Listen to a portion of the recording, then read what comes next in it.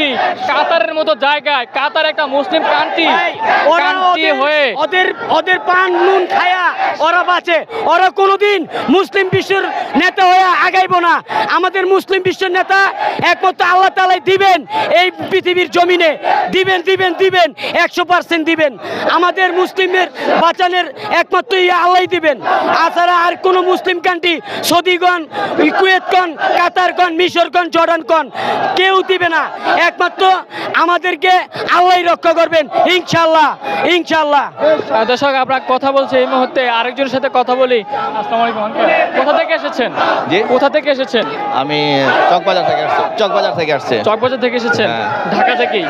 বিভিন্ন জেলা থেকে ইতিমধ্যে মানুষ আসছে। আমরা দেখেছি যে গণ অভ্যুত্থানের সময় এই ফিলিস্তিনের পতাকাটি আমাদের উৎসাহ উদ্দীপনার জায়গায় ছিল। সেক্ষেত্রে ফিলিস্তিনের সংহতি জানাচ্ছেন, বিশ্ব মোড়লদের উদ্দেশ্যে আপনি কি বলতে চান? বিশ্ব মোড়লদের উদ্দেশ্যে আমরা বলতে চাই যে আমরা যারা পৃথিবীতে সকল মুসলমান, যত মুসলমান দেশ আছে এবং আমরা যত মুসলমানবাসী আছি, আমরা সবাই একটা একতা চাই, ইউনিটি চাই। আমরা সকল মিলে এর প্রতিবাদ করব, যার যার স্থান থেকে আমরা এটা প্রতিবাদ করব। এবং আমরা বাংলাদেশ থেকে যারা আছি, আমি আমার ফিলিস্তিনি ভাই এবং বোনদের বলতে চাই, আমরা এর প্রতিবাদ করি। এই নিরহ ফিলিস্তিনি মানুষদের উপরে যে অত্যাচার হচ্ছে, এই মানুষদের যেভাবে তারা খুন করছে, এটা একটা জেনোসাইড, এটা একটা জেনোসাইড। আজকে আমরা হয়তো কিছু করতে পারবো না, কিন্তু পরকালে ইনশাআল্লাহ আমরা আল্লাহর কাছে এই বিচার চাবো এবং আল্লাহ আমাদেরকে বলবে যে আমরা কি করছিলাম।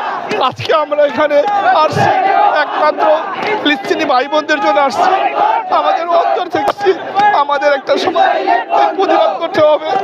আমরা প্রতিবাদ করি, আমরা আমাদেরকে ইজ্জত দেবে হেফাজত করার জন্য আজকে আমরা এই ময়দানে আসছি। প্রয়োজন আমরা জিহাদ করব, আমরা মরতে রাজি আছি, তবু আমরা ফিলিস্তিন মা বোনদেরকে বাঁচাতে চাই। আমরা দোয়া করি আল্লাহ যেন এর সফলতা মুসলমানদেরকে দেয় এবং এর সঠিক বিচার ইনশাআল্লাহ একদিন হবে। আজ না হয় কাল একদিনের বিচার হবে, আমরা সেই আশা করি। আর অসর্বশক্তিমান আল্লাহর কাছে আমরা এর বিচার চাই, আল্লাহ এর বিচার করবে ইনশাআল্লাহ ইনশাআল্লাহ ইনশাআল্লাহ ইনশাল্লাহ ফিলিস্তিন মুক্ত হবে। যেই আগমনী বার্তা সেটি দিয়ে রাখি, কোরআনের যেই বর্ণনা সেটি কিন্তু বৃথা যাবে না, এটি 100 ভাগ ফলবে। আপনারা দেখছেন ইতিমধ্যে মানুষের যে কান্নার আহাজারি, আপনারা দেখছেন এই সুদূর বাংলাদেশ ফিলিস্তিনের মধ্যকার যে দূরত্ব, সেই দূরত্ব কিন্তু বছরের পর বছর মানুষ কিন্তু তাদের যে সংহতি জানানোর ভাষা, তাদের যে বজ্রকণ্ঠ, অন্যায়ের বিরুদ্ধে তাদের যে প্রতিবাদ, সেটি কিন্তু ইতিমধ্যে আপনারা দেখছেন জারি রেখেছে। কিন্তু আরব বিশ্বের অনেক দেশ